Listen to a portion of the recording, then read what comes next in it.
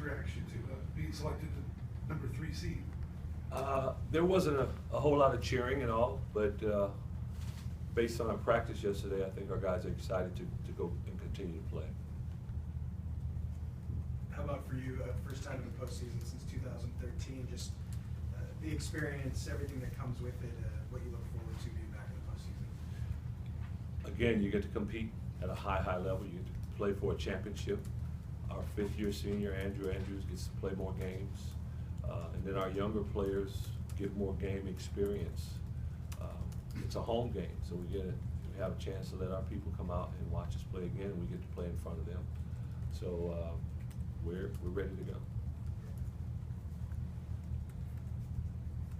These guys have quite a resume. They've played some tough teams, and it's getting in the NIT though. The emotion of not getting to the NCAA to playing the NIT. Have you seen teams that don't want to be there, even though they're pretty good? I've seen that. I doubt that's the case with Long Beach State, but I've seen some teams look at it that way. And I'll tell you what happens too. After you play a game, if you're able to advance, it gets a little more. You embrace it a little more. The further you advance, for those type teams that weren't interested in playing in the first place, they begin to embrace it more as you move on. They shoot a lot of threes. What challenges besides that do they present? They are very scrappy, and just about everyone that they put on the basketball floor can shoot the ball. As you said, it's one thing to say team shoots a lot of threes and it's generated by a couple of guys, but just about everyone they put on the floor can knock that 3 down. So that makes it difficult. We played them, I believe it's 2013. We played them 14, and we played them last year in Anaheim tournament, and both times the game went down to the wire. We were able to get a lead on them early, and then they came back, and every time we played Long Beach State recently, it's been a competitive game. Does scrappiness epitomize Dan Monson? I think good play epitomizes Dan Monson. Coach has been a good coach everywhere he's been, and been very successful.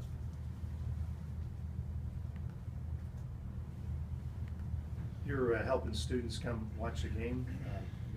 You said it's at home. It's also finals week, so here's an opportunity for a study break, I guess, and come out and watch you guys. Absolutely. We appreciate the Dog Pack. They're wonderful, and they have been for many years. And this year, you could see that they were back, and their presence was felt. And it's a token of appreciation.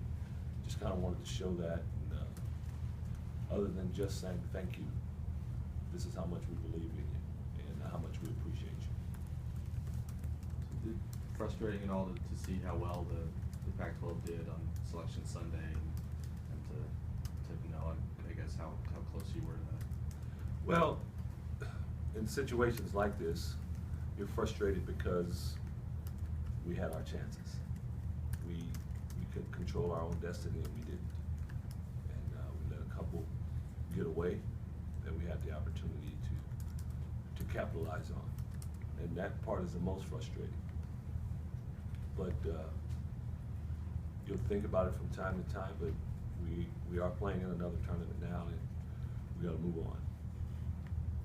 And just like any thoughts on just the conference having 7 teams in, just your awesome. We've been saying all year that our conference, around December, you could see our conference was doing quite well before the league started, and we knew it was a special year for our conference, and I think the NCAA field reflects that the Pac-12 was very good this year. And it's probably not that time to really go back and sort of reflect on the season, but did at all you find yourself thinking, all right, there was a game or two that you're thinking if we could have those back?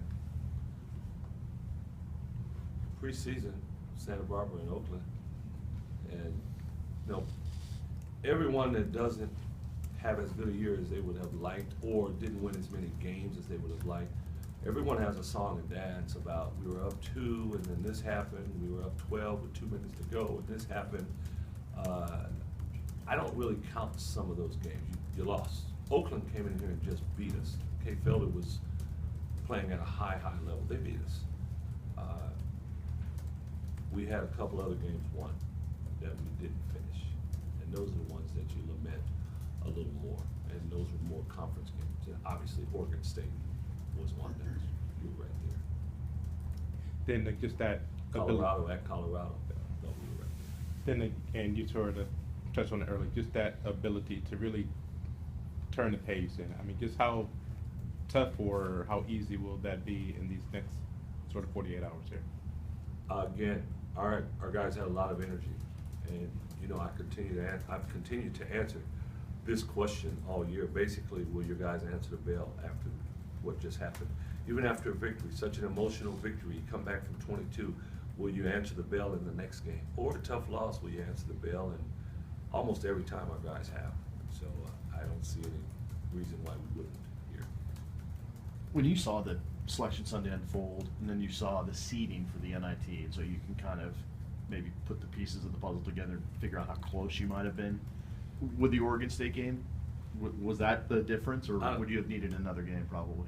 You know, it's interesting. If we win the game against Oregon State, we're 10-8 with 19 wins, and they're 8-10 with 17 D1 wins. They had a higher RPI than we did, though. But that would have meant we would have tied for 5th in our league. So with one game, we're tied for 5th. It would have been interesting to see if we would still have got our name called or not. But that, with one more victory, slam dunk, no doubt. Especially if we would have been able to finish the Oregon game, slam dunk. Especially since both of those games you mentioned the Oregon State game away, and you also mentioned the Colorado game away. Yeah. Since both those games are away games, is that also? Yeah, I think the Oregon State win, coupled with one other win